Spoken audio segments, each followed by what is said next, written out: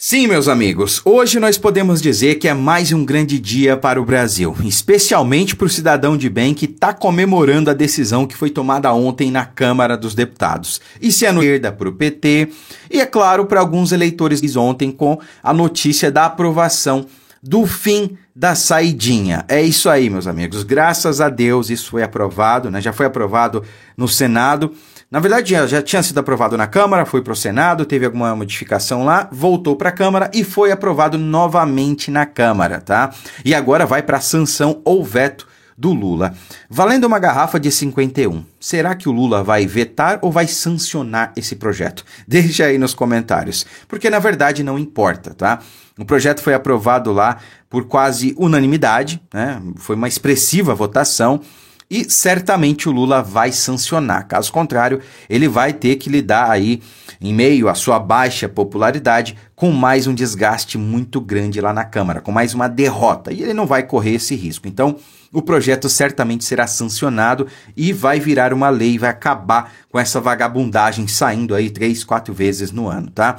Além disso, meus amigos, ontem nós tivemos aí o Lula sendo exposto, para quem ainda acreditava nele, como o maior mentiroso do país, né? Não pode mais chamar o Lula de ladrão, não pode chamar o Lula de ex-presidiário, de ex-condenado, mas a gente pode chamar ele de mentiroso, porque foi isso que ele fez, ele mentiu. Mais do que isso, ele cometeu um crime, porque acusar alguém falsamente de um crime é crime, e ele vai responder por isso, vai ter uma dorzinha de cabeça por isso, tá bom? Bom, eu estou muito feliz com essa notícia, especialmente com o fim da saidinha, porque eu sempre friso aqui para vocês no canal, quem acompanha há algum tempo já sabe, que o Brasil hoje ele tem 3 problemas gravíssimos, que se forem resolvidos, o Brasil muda drasticamente do dia para a noite. A gente vai virar praticamente um país de primeiro mundo se a gente resolver essas 3 questões, tá? São elas, a seguinte, primeiramente, nós temos aí a questão da progressão de regime, tá? Então o sujeito ele vai lá, comete um crime grave e é condenado, né? Isso quando ele é condenado, porque a maioria dos crimes no Brasil não são solucionados, né? Então o sujeito ele é preso, é condenado, é julgado, etc. E aí ele pega uma pena, vamos supor aí, de 20 anos, um homicídio.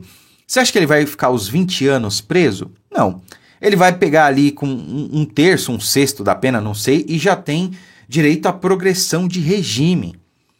Resumidamente falando, se ele pegou 20 anos, ele vai ficar 6 anos preso, porque vai depender de outras variantes também, como réu primário, bom comportamento, se ele estudou, trabalhou, etc., durante o cárcere, né?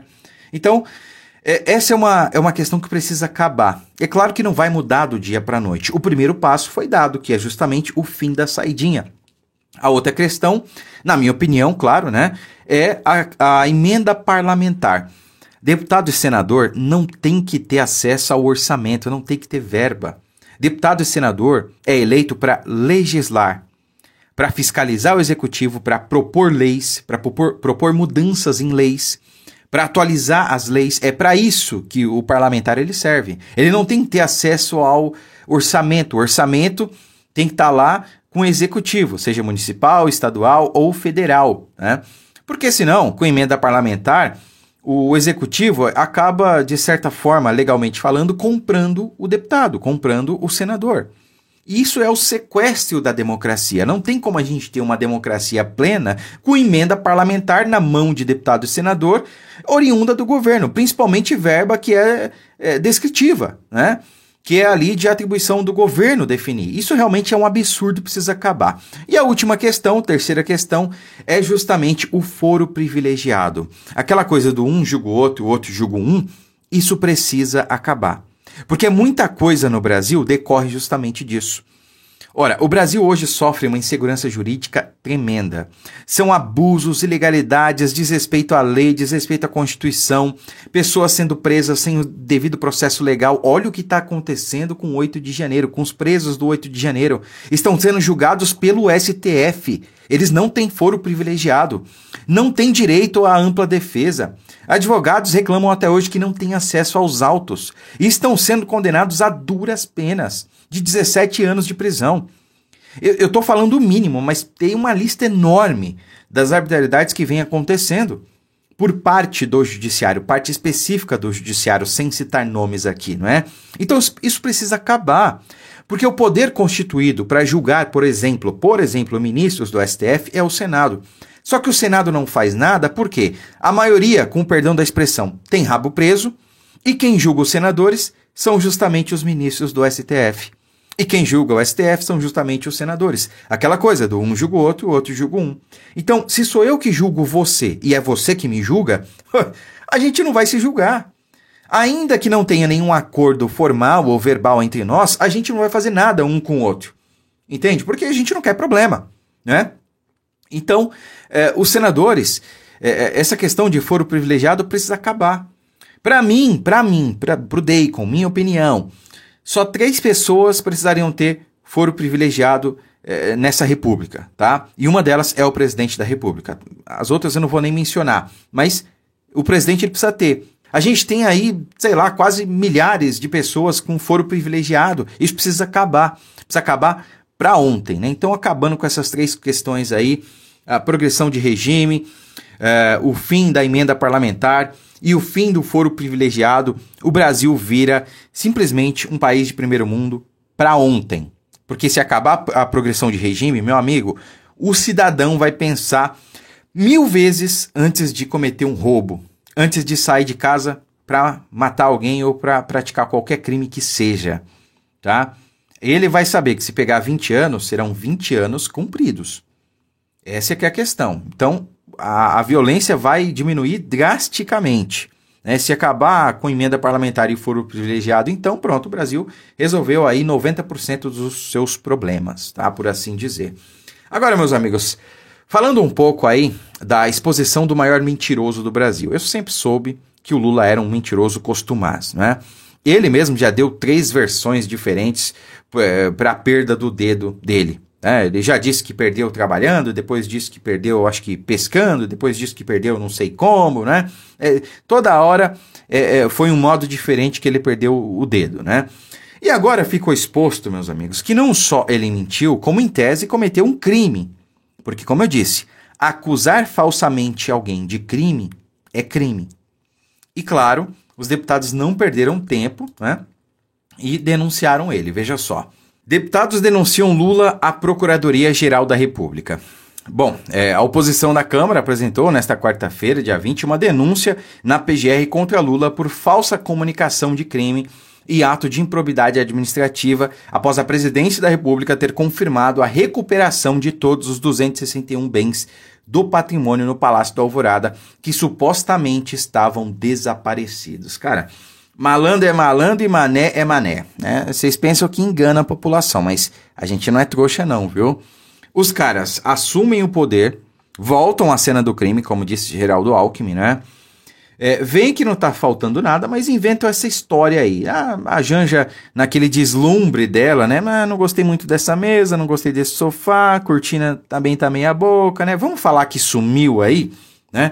261 itens, né? Afinal de contas, é fácil sumir assim, sei lá, um sofá, móveis enormes, né?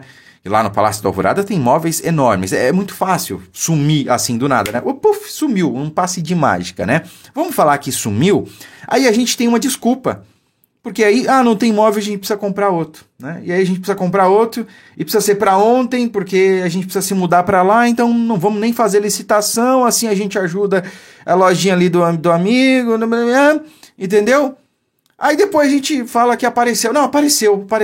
Tava num cômodo ali, a gente não viu. Desculpa, né? Desculpa, não percebemos, né?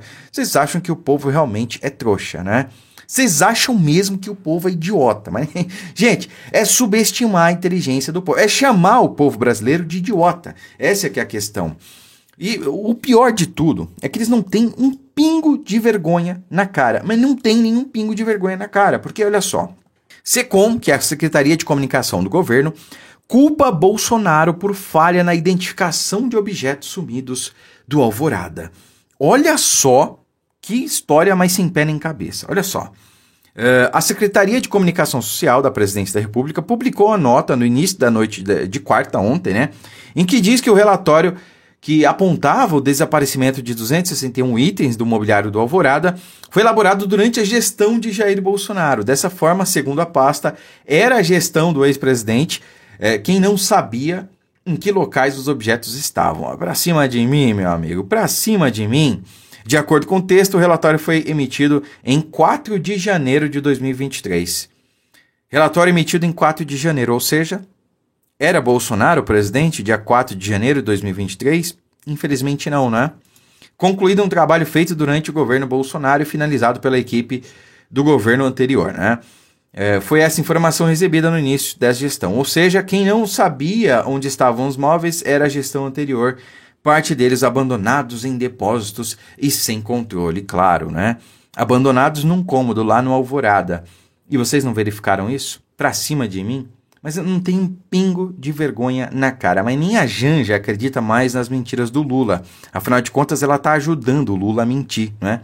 Porque quando o Lula não tá mentindo, ele tá dormindo. Porque sempre tá acordado falando alguma coisa, tá mentindo. E lamentavelmente ainda tem gente acreditando nele. Mas é nossa responsabilidade resgatar essas pessoas, trazer elas pra verdade, pra realidade. Porque é impossível mascarar a realidade. Curta, comente, compartilhe o vídeo, fiquem com Deus e até a próxima.